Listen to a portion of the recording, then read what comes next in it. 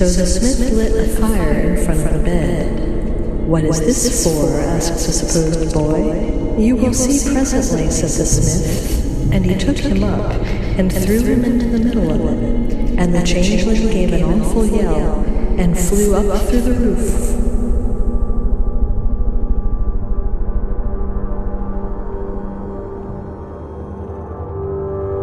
They claim that our eyes will just either slightly different from what they are. We talk these things are not normal.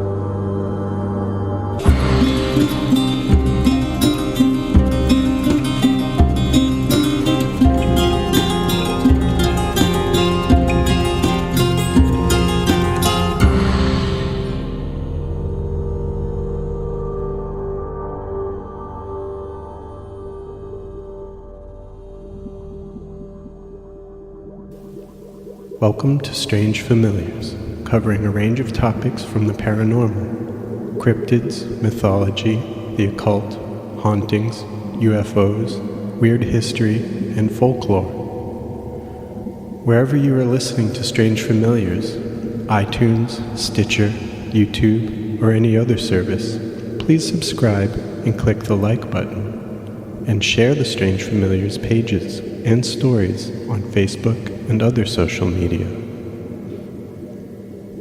If you have experienced something strange, or if you know a story you would like us to cover, email strangefamiliarspodcast@gmail.com or find us on Facebook, facebook.com/strangefamiliars.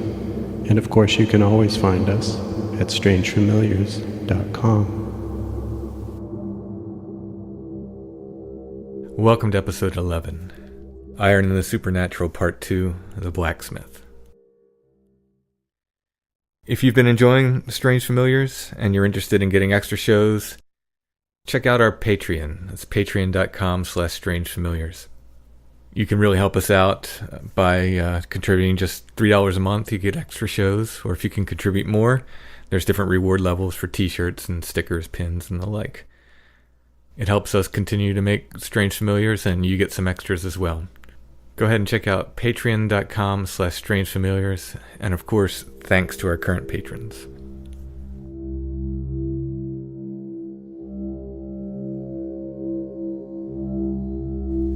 So I shortened the intro music up a little bit this time. Hopefully it still retains the mood. Some people were complaining about the length of the intro, so hopefully this will shorten it up a little bit. I'll probably alternate this with the full version here and there. Speaking of listener feedback, I did receive a few emails regarding my conversation with Joshua Cutchin last episode when we talked about Bigfoot creatures eating dirt, and I was kind of making jokes about that. A few folks emailed and pointed out things like pica and geophagia, and the fact that mammals, primates, and even humans sometimes do eat dirt. I should have thought about that. So yes, it does happen in animals, humans, primates, and I do stand corrected. However, I don't think that this would account for the quantity of Bigfoot sightings near and around iron forges. But perhaps I'm wrong.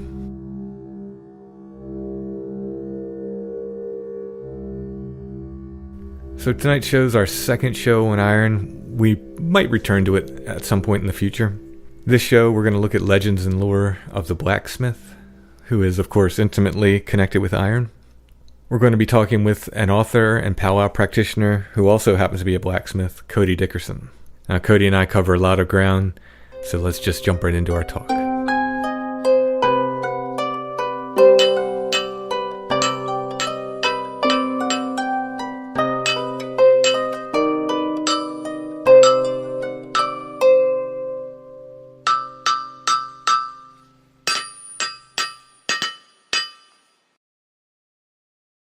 We are talking with Cody Dickerson today, and Cody's the author of a book. I do this a lot.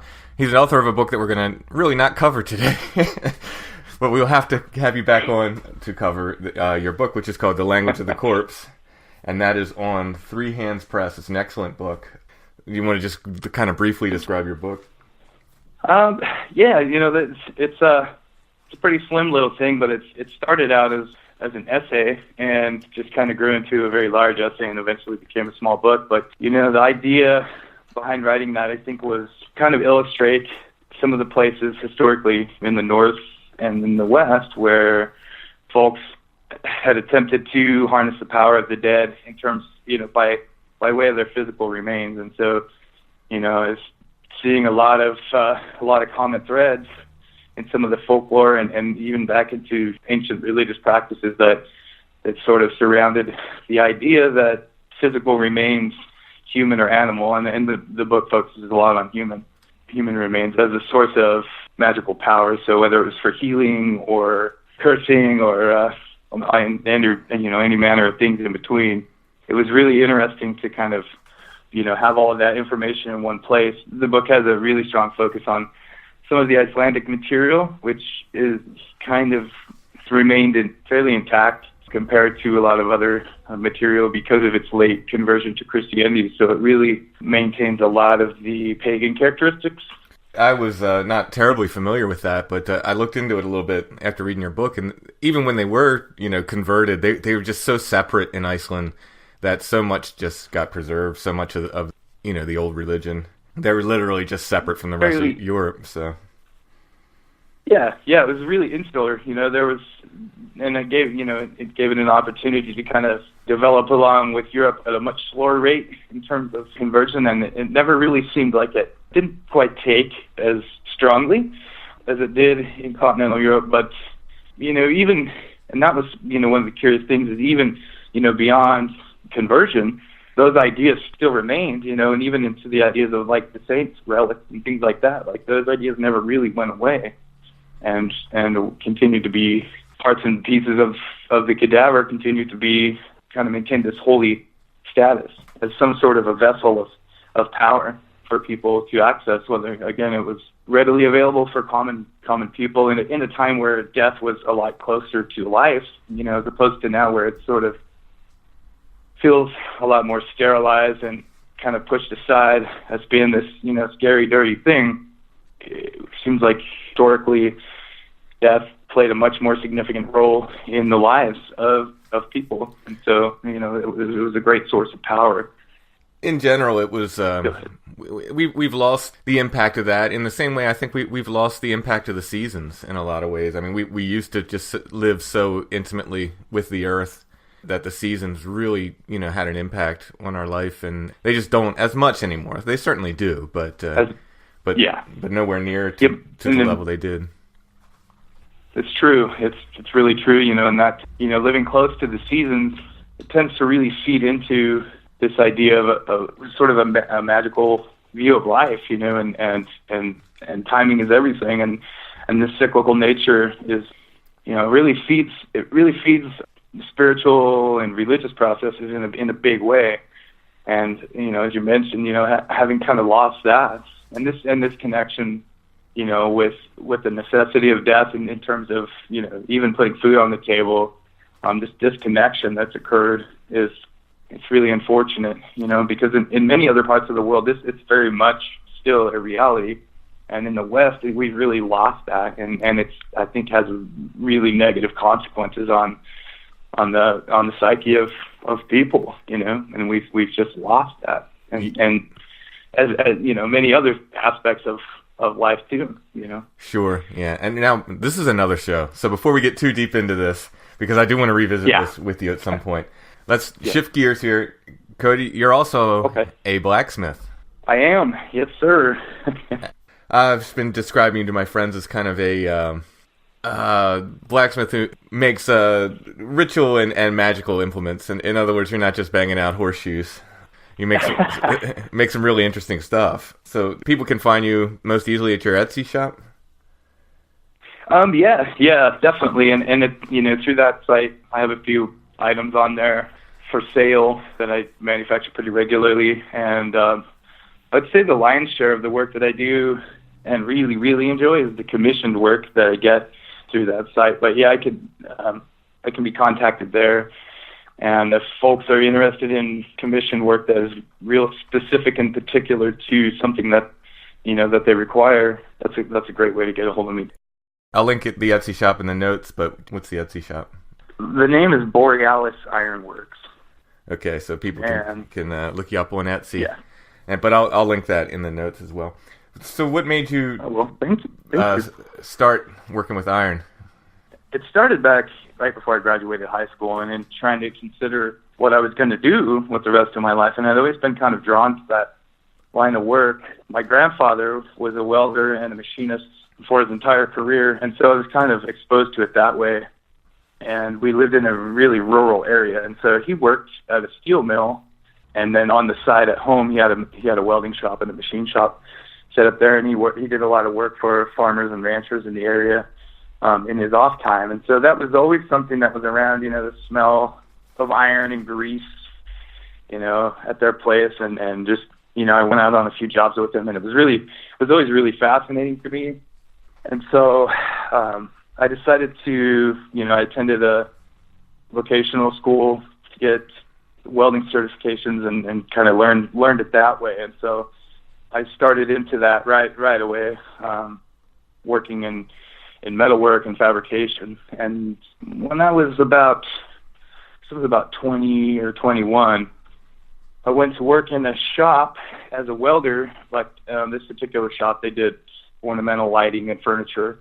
And so a portion of that shop was dedicated to blacksmith work. And so that's where I initially learned how to do blacksmithing.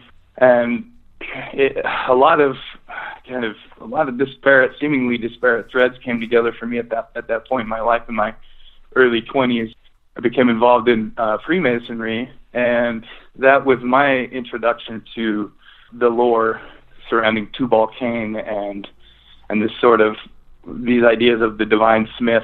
And the rest after that was kind of history. I've been doing metalwork for almost 20 years now, and blacksmithing work up until the last year or two was I was kind of doing it as an aside, as a hobby, and now essentially doing it full time between manufacturing and commission work, as well as I do instruction as well. So folks come out here for various classes that I teach, and so doing it now full time is really very rewarding, and I really enjoy it a lot. And doing some of the research in folklore and ancient religion and a lot of the things that surround that whole field of work, it's really just absolutely fascinating to me, and it really feels good to be a part of that, to step into that stream as a practitioner too. It feels really, really rewarding. You actually got into it before you really dug into the sort of folklore that went along with it. Yeah, which is really strange. I've been a student of Germanic mysticism and religion for, a long time, since I was, my late teens. And it all kind of just came together for me, and lined up, and it was just like a fish to water. It kind of just made sense for me, and it feels really good. Oh, yeah. For those who don't know, the blacksmith is the world over. I mean, just connected to the supernatural in pretty much any culture where there's iron. The blacksmith goes. They're known as creators. They're making something from nothing. I think that's probably the genesis of all of it. If I had to guess, you think that's probably where it begins? Yeah, but I mean, there's a Yakut saying from Siberia that the smiths and the shamans are from the same nest, and I think that really kind of sums up a pretty broad cross-cultural perspective on smithing. And yeah, I think in earlier times, prior to the industrialized production of steel and iron, it was an extremely, and it still is a specialized field for sure, but I mean, it was extremely specialized in those times. And to folks who weren't trained, the training occurred in a guild type situation, so a lot of that information and knowledge was protected. So to folks who didn't know what was going on there, I can only imagine how that must have seemed, felt. The blacksmith has always kind of been this liminal character that stands between two worlds as a shamanic figure, and as a figure who, and you see it reflected a lot in some of the tales and the folklore around the globe, is this idea the blacksmith having made some manner of contact or a pact or an exchange or something with some other numinous figure, and a lot of times it was kind of dubious. There's a theory out there that the tale of the blacksmith and the devil is actually one of the oldest themes that has remained intact up until the present. This idea of the smith. If you've seen the image of the fellow with the tongs holding the devil by the nose, that's St. Dunstan. That's the most popular version of that tale. It's not the oldest, but it's probably the one that people have seen the most. Just a note for people.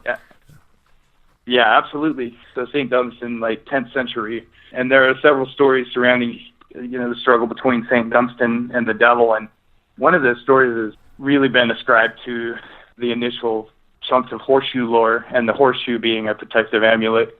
It's the story of St. Dunstan, in his forge working away, and this beautiful woman strolls into the shop and is watching him work, and he notices this kind of strange behavior from this character out the corner of his eye, and the character she has a limp and is walking strange, and he recognizes soon that it's in fact the devil. And so he offers to manufacture a new shoe for this woman, and which is the devil in disguise, So of course she says sure, and he goes to shoe and notices the cloven feet, and so he gets the shoe extra hot and pounds it on extra strong, and the devil's screaming and yelling, oh God, get it off my foot, and he says, I'll make you a deal. I'll take it off of your foot if you promise never to bring strife and difficulty to a home that's protected by the horseshoe. And so that's one of those early stories that surrounds the protective power of the horseshoe. It kind of comes down from St. Dunstan, although I'm sure just the fact that it's made out of iron makes it sort of an amuletic or protective amulet in and of itself. And so that's one really interesting story about St. Dunstan too. Yeah. There's so many variants, and a lot of them go back, well before St. Dunstan. You can find the same tale. It's just been kind of transferred to St. Dunstan. Sure. A lot of cultures, they were so suspicious of the blacksmith. I mean, they held him in reverence, but they were suspicious of him, and they would have the blacksmith live outside the village, even. Oh, absolutely. And that's still the case. In Africa, for example, the Congolese blacksmiths the forge has to be set up far away from town, because of the amount of sorcerous power that's attributed to the smith and the place that they work. It's really, sort of this vortex of power that folks don't understand. I even get to see a little bit of that when I'm doing instruction and teaching folks who've never touched iron in that way, and having them come out and make a knife or a nail or whatever it is that they make, and just watching their faces as that material is transformed by their own hand. It's just really amazing. It's really beautiful to see that awe that's still present in the eyes of folks who've never done it, and when they're watching it occur, it's really magical, And yeah, I mean, and again, a lot of that power that's ascribed to the smith is kind of considered a little bit on the dark side of things.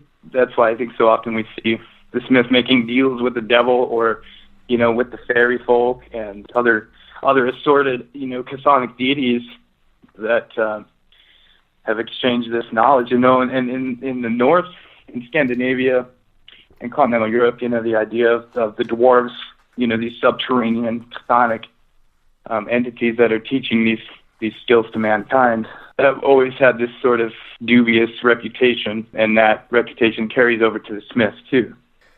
And sometimes, again, you encounter these exchanges between humans and these other entities in terms of the exchange of knowledge of that craft. There's a Scottish story, for example, where an old smith has a son who grows really ill. And he goes to the local cunning man and he says, I think you've got a changeling, and so you need to throw him in the fire, which is just horrible. Throw him in the fire, and if it's a changeling, it'll fly through the roof and away, screaming. And so he goes home and does just that. And sure enough, it's a changeling, and out it goes. And so he returns to the cunning man and says, what do I need to do to get my son back? And he says, you need to visit this, particular fairy hill and take with you, a Bible, a knife, and a rooster. And the long story short is he goes and he retrieves his son from the fairies in this fairy hill. And while his son was in the fairy hill, he was taught the art of smithing. And he came back and he taught his dad all the tricks of the trade, and off they went, and had a wonderful life.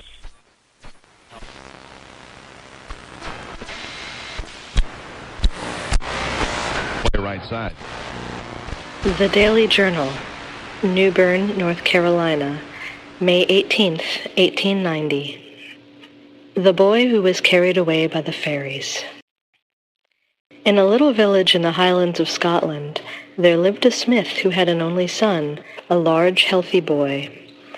All of a sudden he fell ill, took to his bed, and moped for days, getting thin, odd-looking, and yellow, and wasting away very fast, so that they thought he must die. Now a wise old man who knew all about fairies came to see the smith, and the poor man told him all his trouble.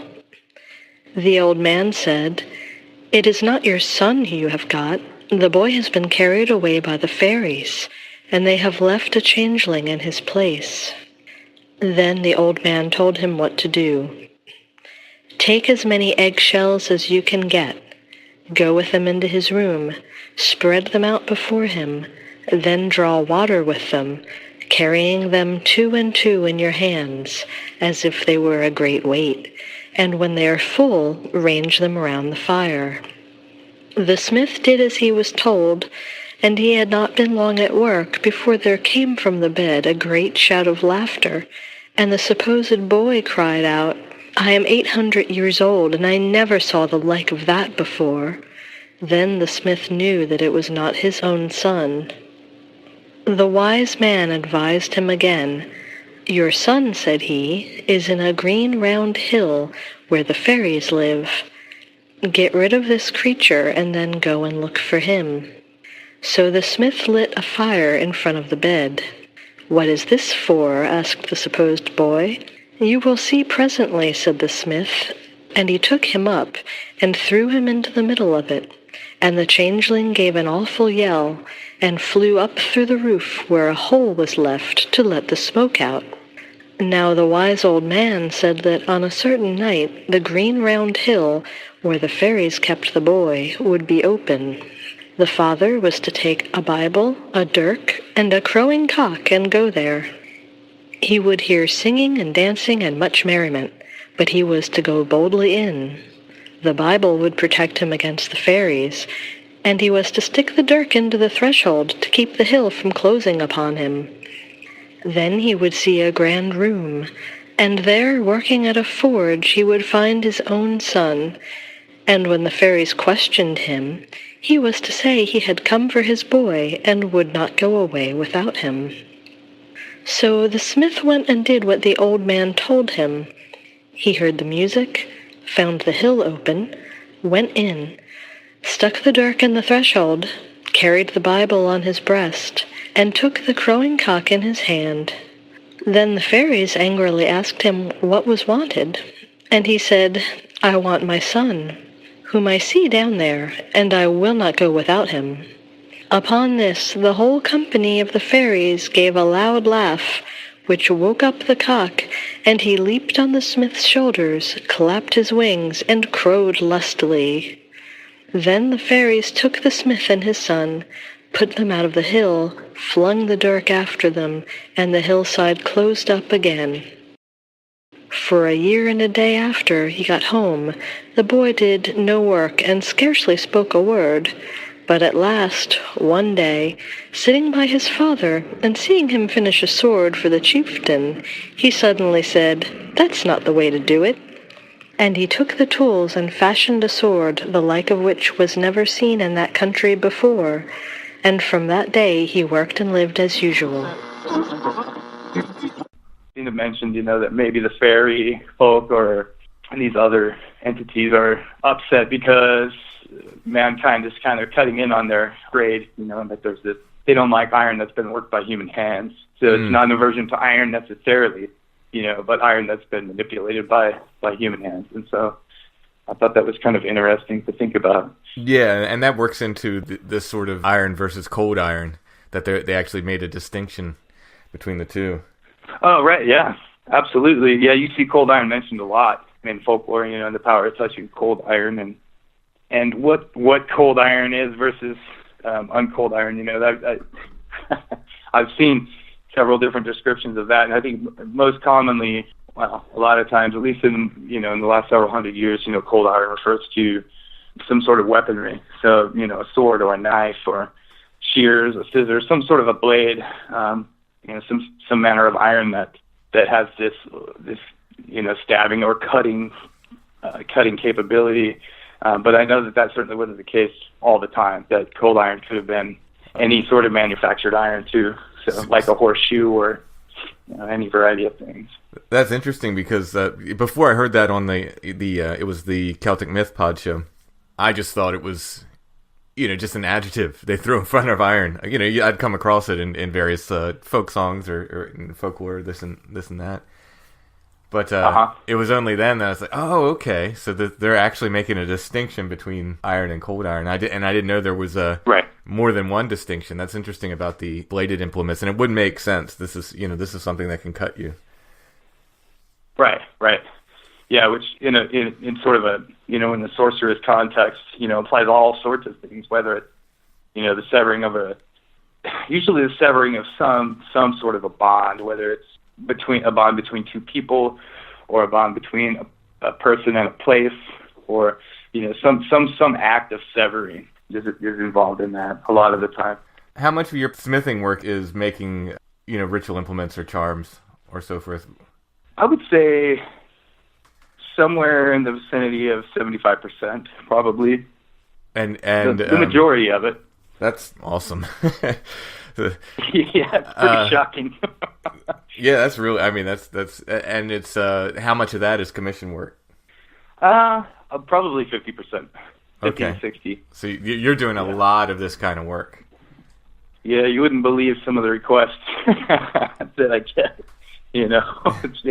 It's really rewarding work. It's really wonderful, and that's it's a big expenditure of energy, but it's certainly worth it. And getting some of the feedback from people and some of the things that work brings to people's lives is it's really remarkable.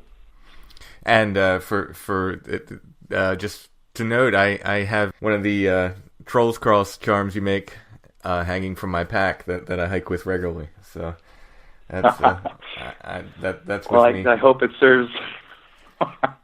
That's with me when I'm in the woods. So. And there's a controversial history, I know, with the Trolls Cross, but sure, yeah, it is. I think it's kind of stepped. It's one of those things that it might not be ancient, but it's been sort of imbued with its own meaning and power through its use. Sure.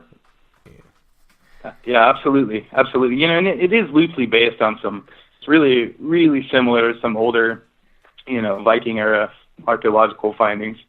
But yeah, in terms of as a standalone, it's more of a contemporary. I mean, it is a contemporary sort of the name and the concept and the design. But like you mentioned, it's sort of taken on its own life as a protective amulet, in our era, which is pretty rare for something to do that, and I'm impressed by the way that it's received by people, and when they see it and they touch it, they hold it, it really does, you can see it really digs at something inside of people, and you can see that reflected through the way they respond to them. So, it does hold a power, ancient or not, Yeah. Design, anyways. And I think it's an excellent example of something that, to connect you, it doesn't have to be necessarily handed down, from wherever. I mean, you can have a connection to this old folk belief, whether you want to make it your religion or just connect it to a kind of folklore that you carry with you.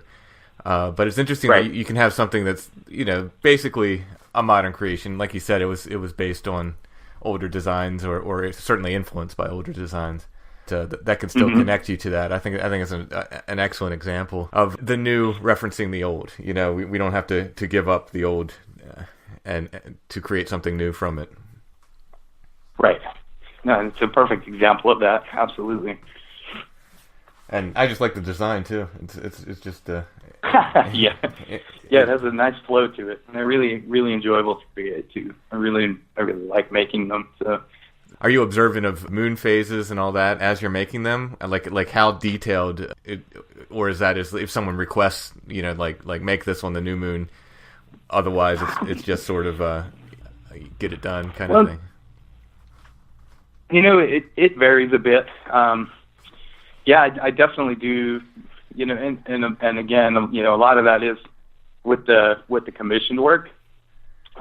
People are often exceptionally specific, you know, about days and times of manufacture, and you know, certain substances being present in or near the forge, you know, at the time of manufacture and stuff. So, yeah, all of those auspicious things are taken into consideration, particularly with you know, custom work, you know, and you know, things, you know, items that are dated or dedicated to more sort of you know, martial purposes or Saturnian purposes. You know, all of those things are taken into consideration for, you know, days and times and things like that, and that does come up. I mean, folks are often very specific, which I appreciate and enjoy. It really feels like there's a need out there for this sort of thing, and that feeling has been confirmed by a lot of my clients and customers. You know, that this is something that people are actually really interested in, beyond just mass manufactured common items that are widely available. You know, these are very special things for people, and it feels really good to be able to offer that to folks. You have also studied a little bit in the Pennsylvania powwow tradition. Yeah, I have. It's been an area of interest to me for some years, primarily, well, initially because of you know, this shared German American heritage on my mother's side, as well as this interest in, you know, in folk magic, and by strange coincidences and connections and things, I was eventually fortunate enough to go to Pennsylvania, and I was trained in powwow by a woman in 2010, and so that's become a part of my personal, you know, work, my personal path, and been to some degree integrated into my worldview. Although living on the West Coast really puts a dent in that, in my ability to, you know, fully assimilate that local culture, because it is such a rich culture and it's such an involved way of life still today. You know, as you know, being a Pennsylvania native, you know, it's a very unique and beautiful thing. And so that's definitely been a part of my world, and I feel really honored and blessed to, you know, met the folks that I had and had those opportunities. And again, we're going to bring it back on for the powwow show, which is coming. I have so much tape to edit for that. Yeah, you have a lot of really amazing material. That was my mother-in-law. She was doing a college project on it, and she interviewed tons of people. And once I get get the stuff edited out, you know, get the treasure out of that. It's all treasure, but there's a lot of, you know, repeat stories about, I saw a powwow guy and he helped me cure my boil, you know, this way or whatever. So, but there's some real gold in there that I have to edit out. I just have to take the time to do it. But we'll have you back on for that. But anyway, you said you had a little bit of Pennsylvania Dutch lore that related to iron.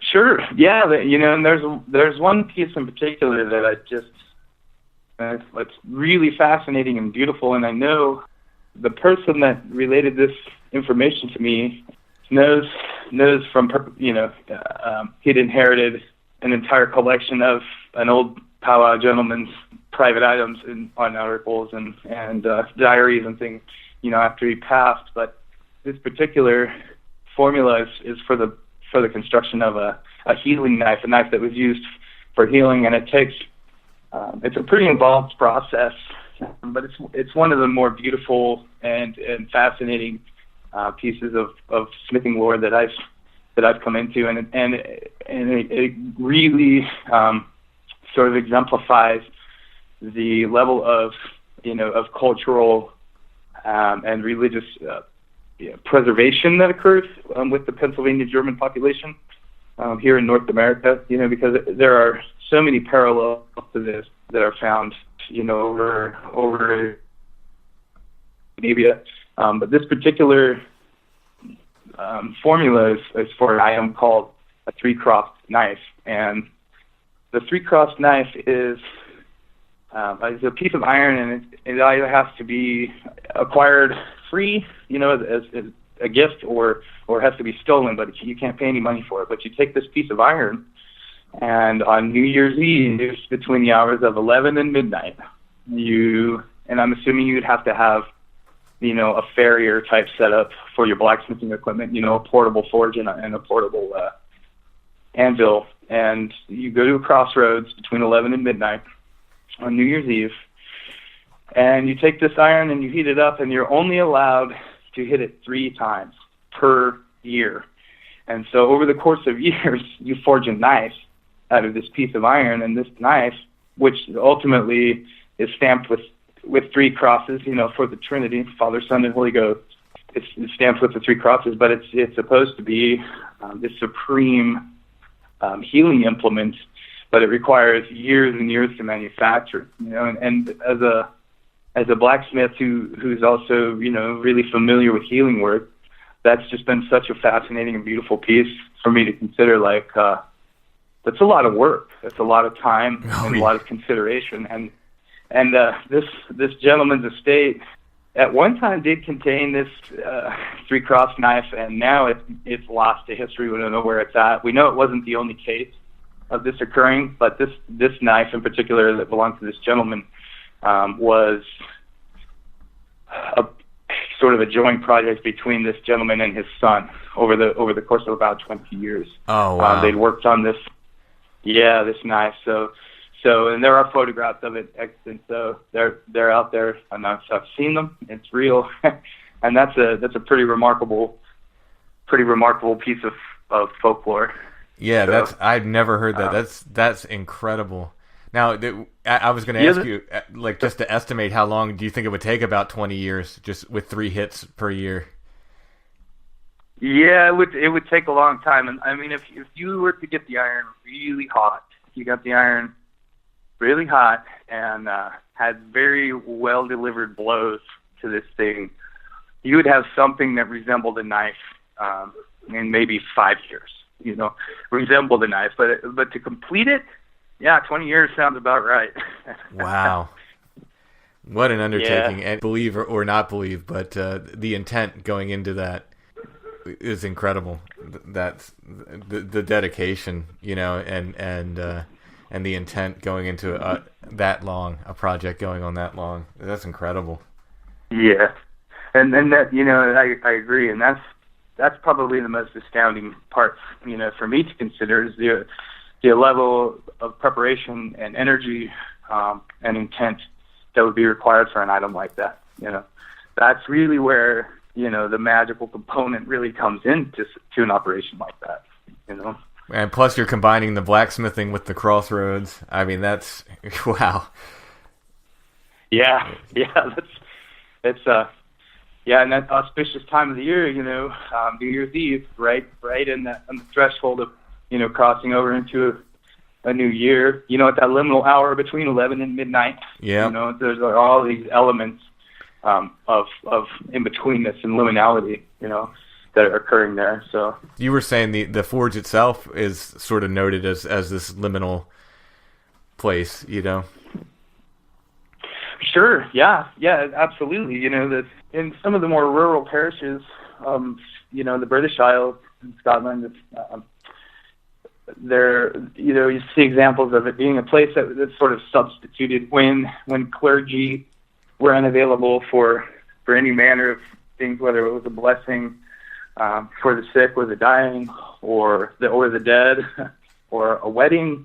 A lot of weddings occurred over anvils. There's an old saying of being married over the anvil.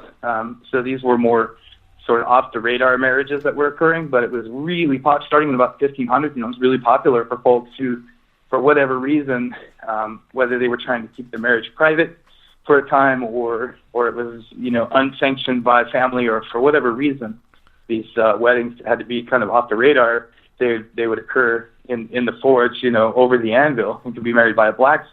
And similarly, holy water, when unavailable, a blacksmith's quenching water was a good substitute for that. And it was this sort of place where, kind of similar to a church, there's some folklore that relates that anything that's said in the forge, that's spoken of in the smithy, it stays there. It's sort of this holy place, and it's enjoyed a lot of reverence. And again, I think that kind of goes back to that very, very ancient ideas of the smith as this sort of, this interface between this world and the other. And this in-between character who's kind of harnessed. A lot of the stories talk about, the smith being denied entrance to hell and being denied entrance to heaven, simultaneously. And just being, St. Peter's telling him, oh, I'm sorry, the boss says you can't come here, so you've got to go down, and getting there and him not being welcome there either. So this whole idea of him sort of being morally and ethically in a place, I don't want to say amnesty, but some sort of in-between place that makes not only the anvil a sacred relic, almost an altar of sorts. I've seen folklore that relates, a sick child being taken and placed directly on the anvil, and the hammer being passed over the child to relieve the sickness. So all sorts of things, that tell us that this places where people, and again, particularly in rural areas where. You cut out just at the end there, but I think we get the idea. Oh, I'm sorry. No, it was. I think it's the call just cut out a little bit. So in general, the forge just becomes this place of power and liminality, or maybe power because of the liminal nature of it, which we see again and again. I mean, this. When I started this podcast, I thought synchronicity. I thought that was going to be the drum that was going to be beat more than any other. But this idea of liminal spaces has become more than anything else the sort of feature that connects one thing to another to another to another. It's very interesting, and it's made me look at all of this stuff a little bit differently, in a good way. Right.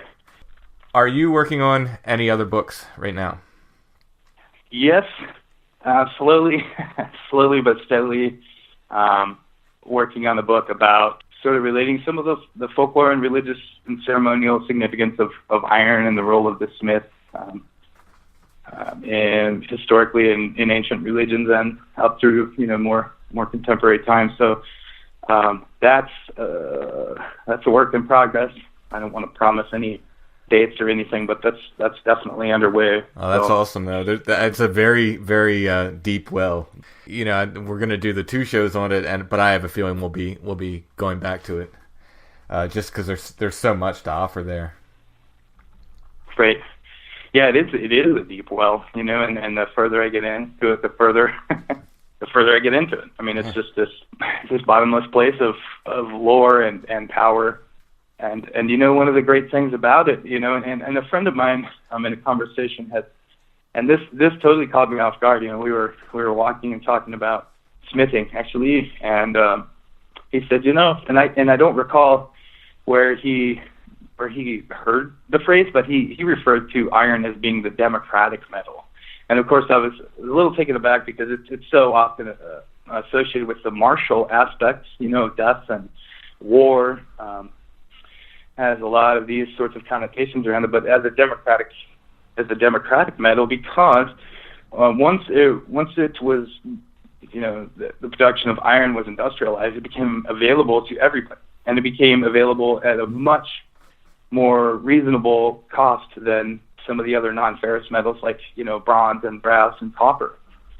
And so it really revolutionized human interaction with metals, period. I mean, it was a big deal. It entirely changed the course of human history, culture, religion, evolution, everything. It's a big deal.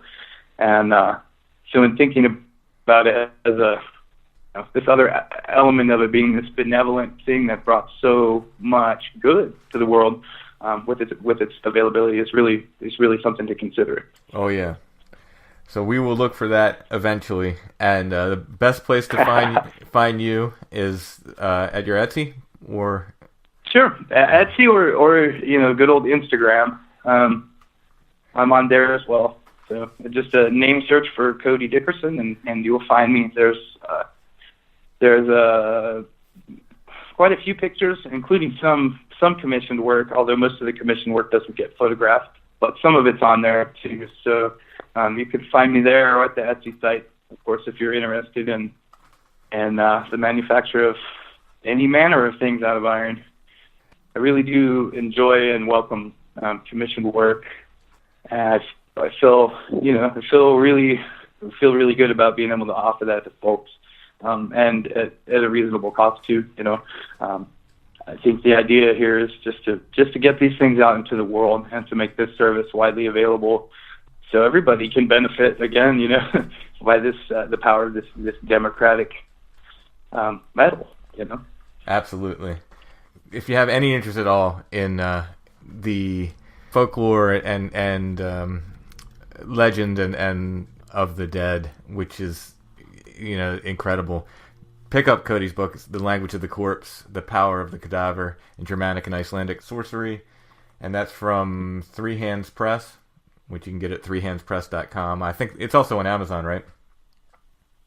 Yes, sir. Yeah, and I excellent book. I believe I have a couple copies remaining at my Etsy shop too. So. Okay.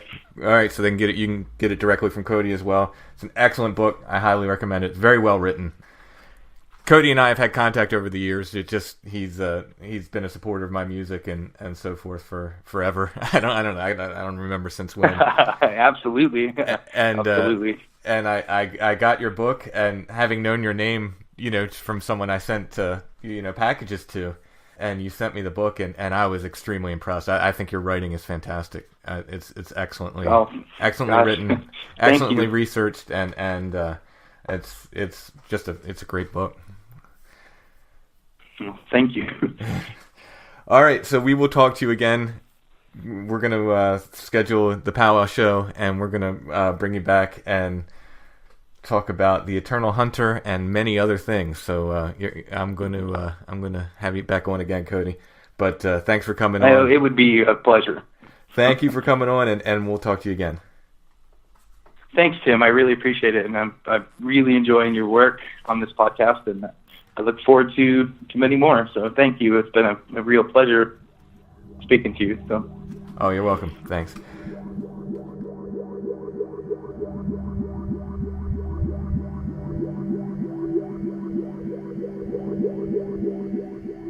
One of my favorite pieces of folklore, which presents the blacksmith as a magician by name and by action, is the traditional song known as The Two Magicians. Stone Breath recorded 2 traditional songs for this episode, The Two Magicians and Blacksmith. We'll close the show with Blacksmith. Patrons have already gotten links to both the songs to download, and we'll probably combine these with another piece we're working on and release them as a separate Stone Breath mini-album down the road. The Two Magicians is known alternately by various other names, including the Cole Blacksmith. It tells the tale of 2 shapeshifters, a maiden and a blacksmith.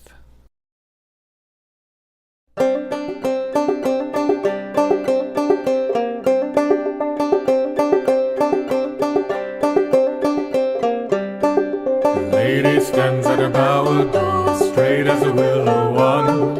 And by her came the Cole Blacksmith with a hammer in his hand, crying, "Bide, lady, bide, there's nowhere you can hide. This rusty smith will be your love for all your maiden pride."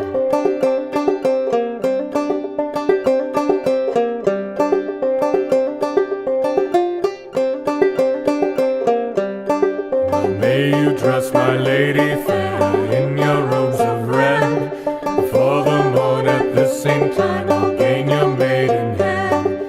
Bide, lady, bide, there's nowhere you can hide. This rusty smith will be your love for all your maiden pride.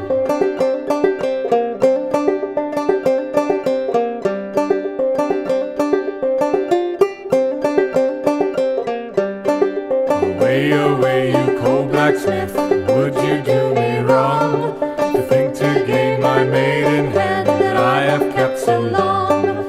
Bide, lady, bide, there's nowhere you can hide. This rusty smith will be your love for all your maiden pride.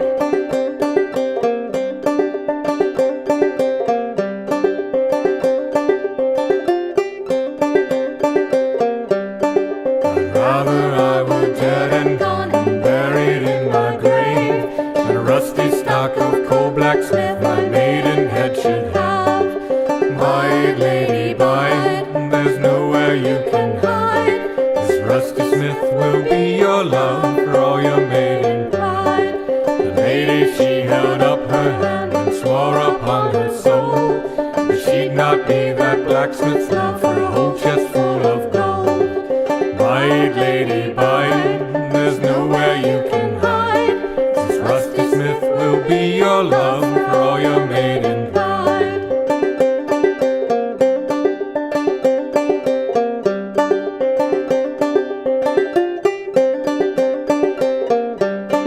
The blacksmith, he held up his hand and swore upon the mass, I'll have you in my bed, lady, in half an hour or less.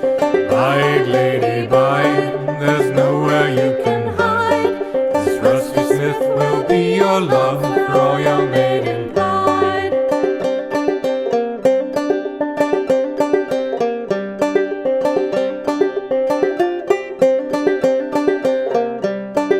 The lady, she became a dove and flew up in the air, and he became a cock pigeon and they flew pair in pair. She was low, he held her so, and still he bade her bide. This lusty smith, her lover was for all her maiden pride.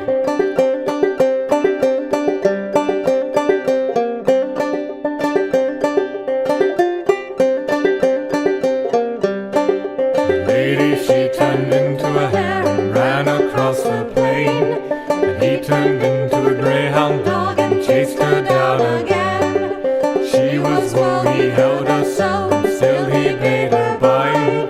The lusty smith, her lover was for all her maiden pride. And she became a little mare as dark as the night was black, and he became a gilt saddle and rode upon her back. She was low, he held her so, and still he bade her bide. This lusty smith, her lover was for all her maiden pride.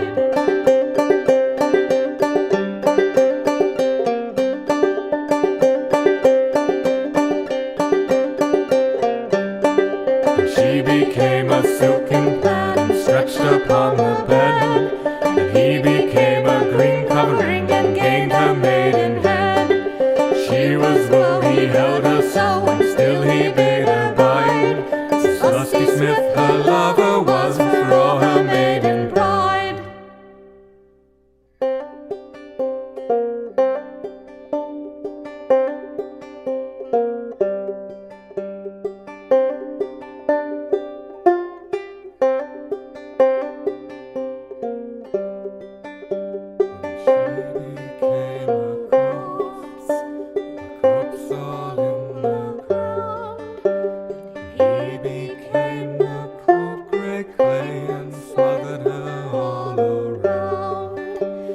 She became a corpse, a corpse all in the ground.